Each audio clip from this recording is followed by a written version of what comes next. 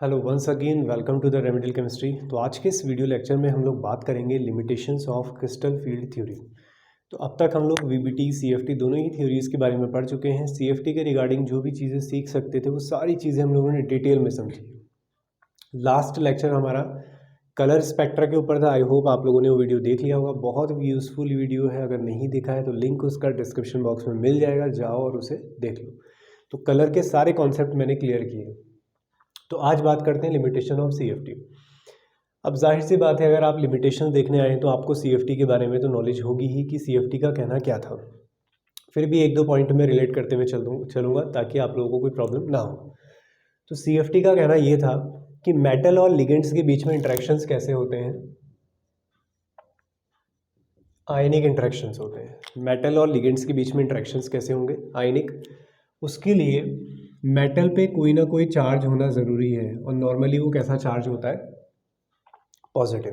तो मेटल और लिगेंड्स के बीच में होने वाले इंटरेक्शंस आयनिक होते हैं अकॉर्डिंग टू सीएफटी।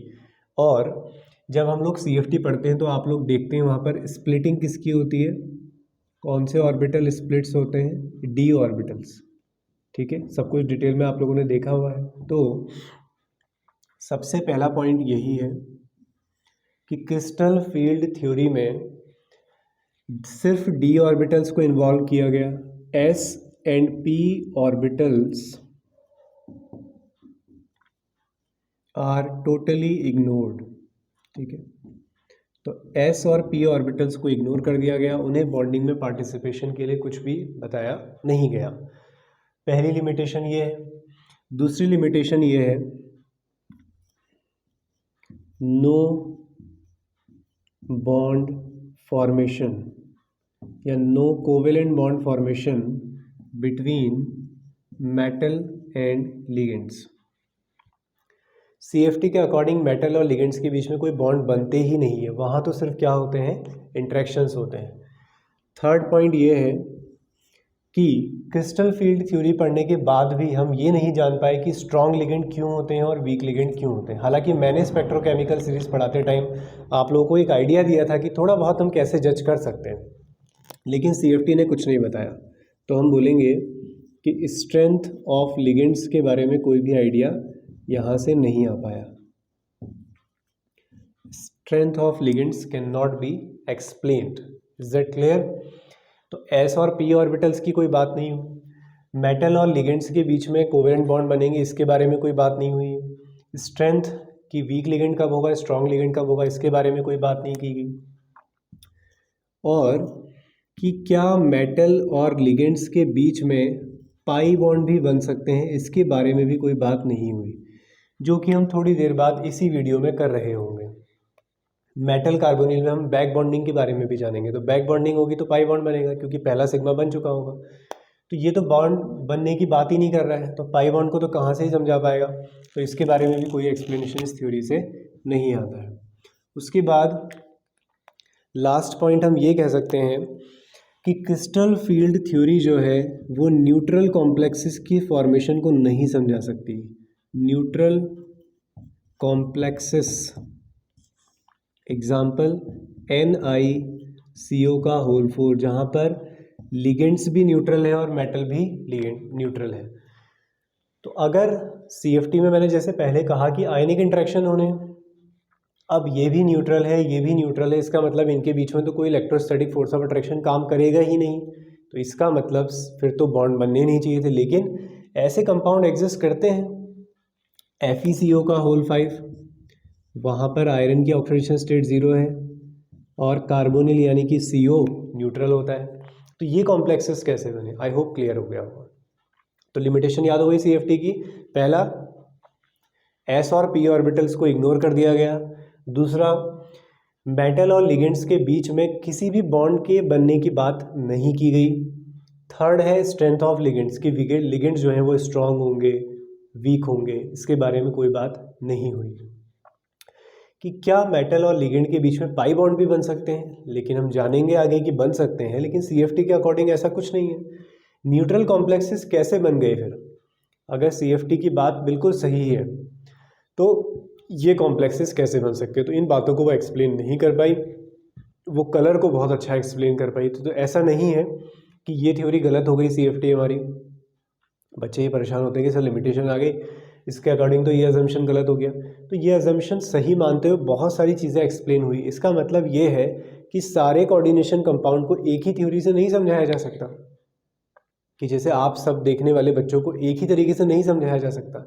हो सकता है कि किसी और को कोई और टीचर का तरीका पसंद आए, किसी को बिल्कुल बहुत ज़्यादा सुपर एक्साइटेड टीचर जब पढ़ाता हो तब पसंद आए, किसी को हो सकता है कि बहुत आराम से एकदम काम तरीके से वाली चीज़ें पसंद आए। तो एक ही टाइप सबको पसंद आए ऐसा पॉसिबल नहीं है।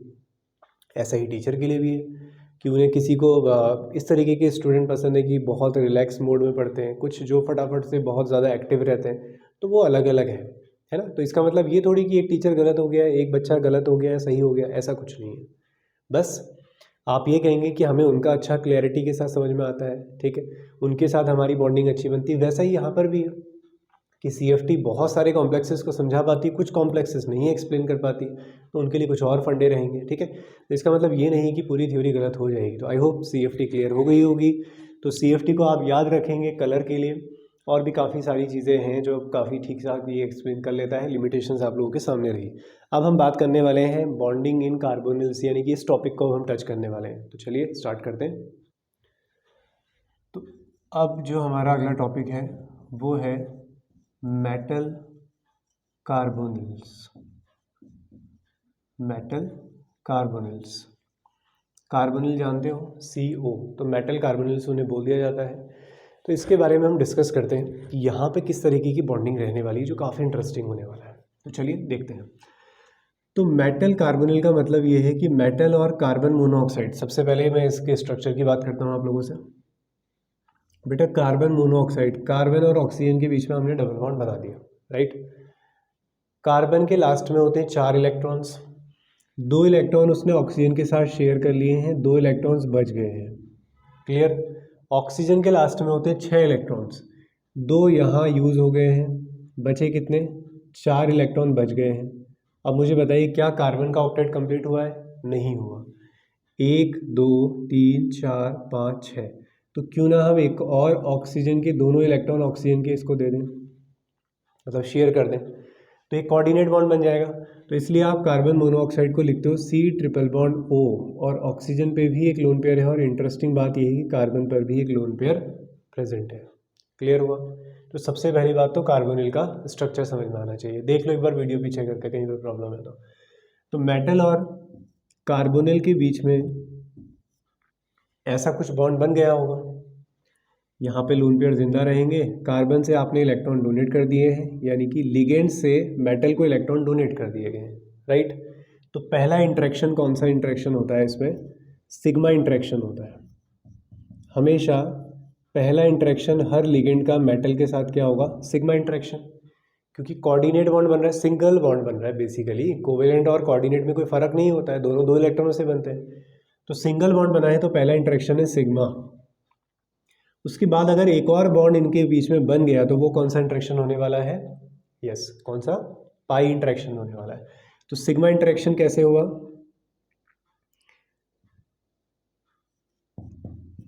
Ligands to empty orbitals of metal. तो लिगेंड्स के फिल्ड इलेक्ट्रॉन्स, फिल्ड ऑर्बिटल से हमने मेटल के एम्प्टी ऑर्बिटल्स में इलेक्ट्रॉन दिए हैं। तो ये कुछ ऐसा हुआ है, ये रहा आपके पास मेटल, ये मेटल का एम्प्टी ऑर्बिटल, समझना ध्यान से, ठीक है। ये मेटल है, ये उसका खाली ऑर्बिटल है। ये हमारा लिगेंड है, ये लिगेंड का फिल्ड ऑर्बिटल है, ठीक है। ये लिगेंड का फिल्ड ऑर्बिटल है ये। तो पहला इंटरेक्शन जब होगा तो कौन से बॉन्ड बनेंगे, सिग्मा बॉन्ड बनेंगे। तो मैं थोड़ा पास कर देता हूँ, इनको ओवरलैप करा देता हूँ। तो पहला इंटरेक्शन हो गया सिग्मा इंटरेक्शन, तो लिगेंड्स का फील्ड ऑर्बिटल इसके ऊपर इस तरीके से ओवरलैप कर रहा होगा। तो पहला इंटरेक्शन हो गया बेटा, बोलो सिग्मा इंटरेक्शन, क्लियर। अब ये लिगेंड, हम लिगेंड क्यों लिखे इसे, जब हम कार्बोनिल की बात कर रहे हैं तो हम लिखेंगे C triple bond O, clear. Oxygen पे लोन पेयर है तो यहाँ पे आप उसे दिखा सकते हैं चाहे तो कि सर ये 2 इलेक्ट्रॉन्स यहाँ पे प्रेजेंट होंगे, या आप इसे भी शेड करके दिखा सकते हैं। फिर आते हैं मेटल्स के और भी एम्प्टी ऑर्बिटल्स होंगे, मतलब मेटल के और भी ऑर्बिटल्स होंगे जिनको हम प्रॉपर डायग्राम से दिखा देते हैं, और वो खाली नहीं है, वहाँ पर इलेक्ट्रॉन्स हैं। डबल डम्बल शेप होता है ये वाला तो सिर्फ समझाने के लिए दिखा दिया है, ठीक है। तो ये आपके फील्ड ऑर्बिटल्स हैं, किसके? मेटल्स के। ये फील्ड ऑर्बिटल्स हैं बेटा मेटल के, ठीक है। यहाँ पर मेटल्स के पास अपने पहले से इलेक्ट्रॉन है, तभी होगी ना पाई बॉन्डिंग। अगर मेटल के पास इलेक्ट्रॉन नहीं है तो बैक बॉन्डिंग नहीं हो सकती है। और अब आते हैं कार्बन मोनोऑक्साइड यानी कि कार्बोनिल के ऑर्बिटल्स पे। तो बेटा इसके ऑर्बिटल बिल्कुल दिखने में डी ऑर्बिटल जैसे होते हैं।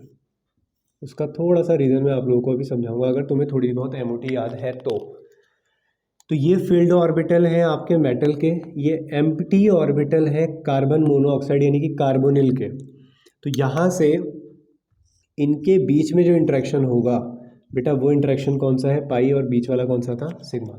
तो याद करो पाई इंटरेक्शन के लिए कैसे होने चाहिए? दोनों पैरेलल होने चाहिए, लेकिन इतने अच्छे पैरेलल तो नहीं है, कुछ ऐसे हैं, है ना। ऐसे होते तो सिग्मा, ऐसे होते तो पाई, तो हल्के से ऐसे हैं। तो ये इंटरेक्शन भी पाई इंटरेक्शन में ही काउंट होता है, लेकिन उतना बेस्ट पाई तो नहीं है। तो ये आपके पाई इंटरेक्शन करेंगे। तो पहला इंटरेक्शन कैसा हुआ? Sigma interaction. कैसे हो रहा है? Ligands to empty orbitals of metals. दूसरा, मेटल के ऑर्बिटल से लिगेंड्स के एम्प्टी ऑर्बिटल्स में। अब ये एम्प्टी ऑर्बिटल को सिर्फ एम्प्टी ऑर्बिटल कहना काफ़ी नहीं है, हम बोलेंगे कार्बोनिल के पाई स्टार ऑर्बिटल्स में।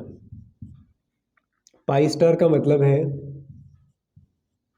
एंटी बॉन्डिंग ऑर्बिटल्स में बेटा। कौन से ऑर्बिटल्स में? एंटी बॉन्डिंग ऑर्बिटल्स में। अगर आपको एमओटी याद आ रही है तो ठीक है, अगर नहीं याद आ रही है बिल्कुल या पढ़ी ही नहीं है तो ये कॉन्सेप्ट काफ़ी है आपके लिए इतना कि किस तरीके से बॉन्डिंग हो रही है, बस इसका नाम याद रख लेना, ठीक है। अब जिनको एमओटी पता है और जानने में इंटरेस्टेड है तो उनको अब मैं समझाने जा रहा हूँ, ठीक है। थोड़ी बहुत याद होगी वो भी चल जाएगा। क्लास 11th में आप लोगों ने स्ट्रक्चर पढ़ा था N2 का, ठीक है। तो N2 का स्ट्रक्चर आप लोग कैसे बनाया करते थे कि ये हमारे पास है p ऑर्बिटल, खाली p ऑर्बिटल से समझा देंगे हम आपको। तो ये है आपका 2p3 2p3, p के लास्ट में 3 इलेक्ट्रॉन होंगे, फिर इनकी ओवरलैपिंग दिखाते थे। यहाँ पे 2 ऑर्बिटल्स आएंगे, यहाँ पे 1 ऑर्बिटल्स। तुम्हें याद नहीं रखना है, बस मैं जो दिखा रहा हूँ उसको फील करना है, समझना है एक बार कि हाँ सर ये रहा ऑर्बिटल, हमने देख लिया, अब हमें याद करना ईजी रहेगा। ये होता था नाइट्रोजन का ड्रॉप। इसमें 3 इलेक्ट्रॉन्स है, 1 2 3। यहाँ भी 3 इलेक्ट्रॉन्स है, 1 2 3। भरना शुरू कर दो 6 इलेक्ट्रॉन, 1 2 3 4 5 6, ठीक है। नीचे वाले ऑर्बिटल्स क्या होते हैं? ये पाई 2px, पाई 2py, और ये सिग्मा बॉन्ड बनता था तो सिग्मा 2pz। इनके ऑपोजिट क्या होते थे? Pi star, anti bonding. तो पाई स्टार 2px, ये पाई स्टार 2py। ज़्यादा छोटा लिख रहा हूँ मैं, ठीक है, क्योंकि लिखना ही पड़ेगा वहाँ पर, तो मैं बोल रहा हूँ तो समझ जाओगे। और ऊपर वाला होगा सिग्मा स्टार 2pz। क्लियर हुआ? अब नाइट्रोजन को देखो ज़रा, तो हम क्या देखते हैं कि सर नीचे वाले बॉन्डिंग ऑर्बिटल होते हैं, ऊपर वाले एंटी बॉन्डिंग ऑर्बिटल्स होते हैं। एक सेकंड बेटा, ओके। तो नीचे वाले बॉन्डिंग ऑर्बिटल्स होते हैं, ऊपर वाले एंटी बॉन्डिंग मॉलिक्यूलर ऑर्बिटल्स होते हैं जिन पे स्टार लगा हुआ है। तो देखो खाली दिख रहे हैं आपको, खाली दिख रहे हैं पाई स्टार ऑर्बिटल। तो समझ गए कि N2 में क्या है? पाई स्टार ऑर्बिटल खाली है। तो सर N2 क्यों समझा रहे हो? ऑक्सीजन CO क्यों नहीं समझा रहे हो सर आप? तो बेटा CO में ज़रा इलेक्ट्रॉन काउंट करो, नाइट्रोजन में काउंट करो कितने आ रहे हैं? 14 इलेक्ट्रॉन। कार्बन में 6 होते हैं, ऑक्सीजन में 8, 14। तो इलेक्ट्रॉन दोनों में सेम है, तो इनका डायग्राम ऑलमोस्ट सेम रहेगा, ठीक है। अगर मैं इसके डायग्राम के डेप्थ में जाऊँ तो बेटा ये डायग्राम थोड़ा सा यूनिक होते हैं, ठीक है। इलेक्ट्रोनेगेटिविटी की वजह से ये ऑर्बिटल्स ऊपर नीचे बनेंगे। तो कोई बच्चा अगर ये चीज़ें पढ़ चुका है तो वो ऐसा ना कहे कि सर ये तो आपने गलत चीज़ें बता दी। तो मैं इसलिए बोल रहा हूँ कि मैं रिलेट करा रहा हूँ आपको, ठीक है। एक्चुअल में ये डायग्राम आपका ये बनेगा, उसके बाद ये वाले ऑर्बिटल्स काफ़ी बीच में लाइज करते हैं, और फिर ये, और यहाँ पे जो इलेक्ट्रॉन्स हैं इनको नॉन बॉन्डिंग इलेक्ट्रॉन्स कहा जाता है। कौन से इलेक्ट्रॉन्स बोलते हैं? नॉन बॉन्डिंग इलेक्ट्रॉन्स, जो मिक्स करके नहीं बने, एज इट इज़ रहे हैं, ठीक है। तो उसके बाद मिलेगा तो आपको यहाँ पर भी पाई स्टार ही। तो बस मेरा एम है ये दिखाना।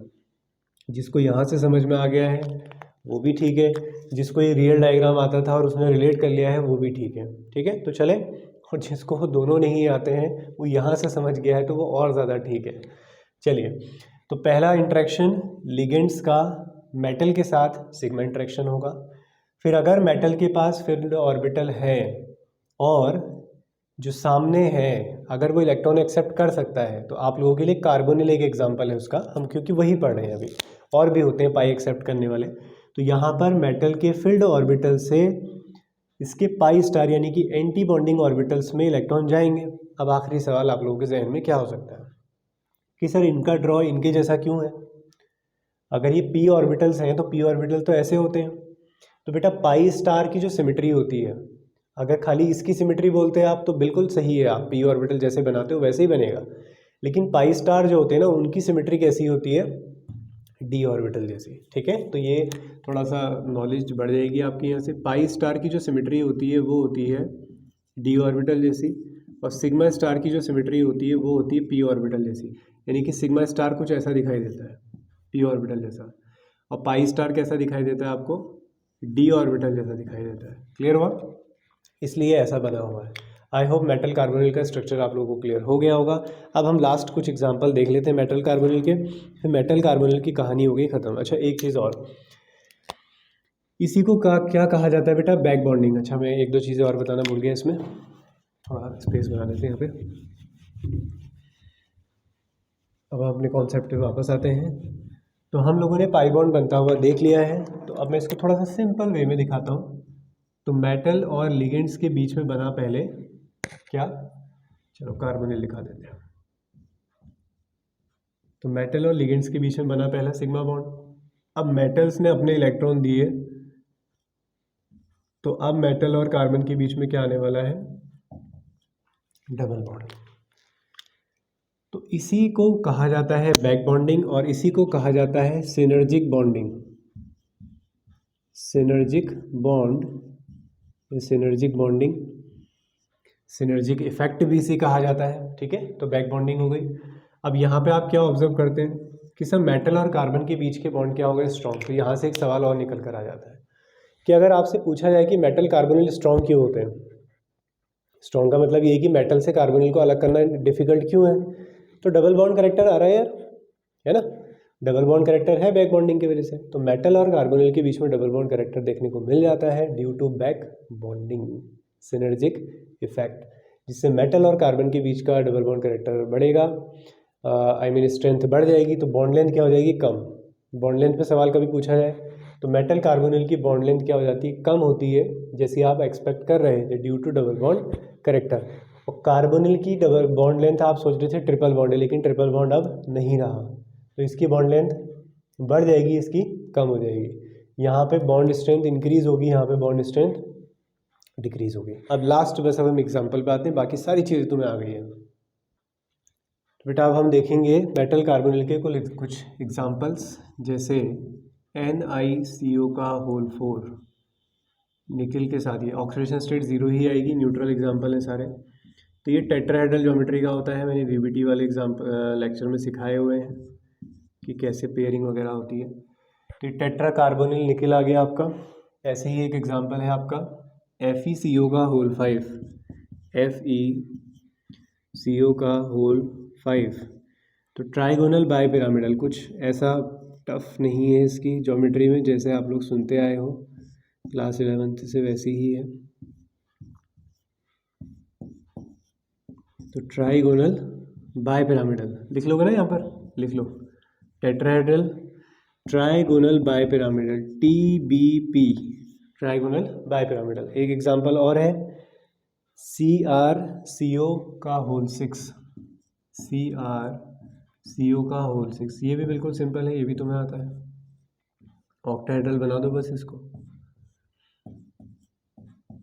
6CO। बस अब लास्ट के दो एग्जांपल आपके काम के हैं, यानी कि जो नए हैं, ऐसा नहीं कि ये काम की नहीं। CO2CO का होल 8, CO यानी कि कोबाल्ट, CO2CO का होल 8, इसको बनाते हैं।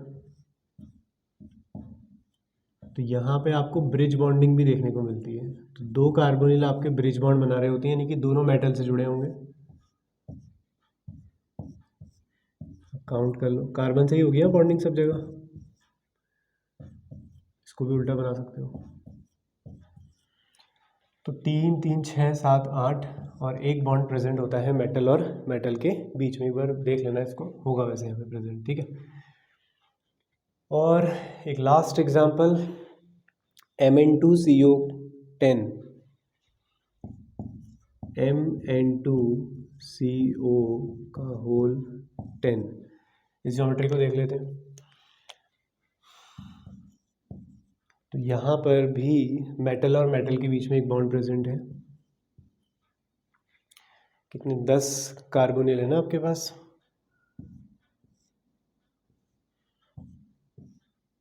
ठीक है, 1 2 3 4 5 6। तो ये लगा देते हैं हम यहाँ पर बेटा, CO CO CO CO, ये सभी एक प्लेन में बना दिए हमने। अब एक डाउन बना दो, एक अबव बना लो। तो ये बन गया आपका एक ऊपर की तरफ, ऐसे बाहर की तरफ, एक पीछे की तरफ लगा दो। ऐसा ही यहाँ भी कर लो, एक आपके साइड, एक बोर्ड के पीछे की तरफ, ठीक है। तो ये हो गया आपका मेटल कार्बोनिल्स। तो बेटा आई होप मैं सारी चीज़ें आप लोगों को क्लियर कर पाया हूँगा, एक अच्छी अंडरस्टैंडिंग आप लोग क्रिएट कर पाए होंगे मेटल कार्बोनिल्स के साथ। तो यही बस, इसमें इतनी चीज़ें आप लोगों को ध्यान में रखनी है। आई होप वीडियो पसंद आया होगा। तो मिलते हैं आप नेक्स्ट लेक्चर पे।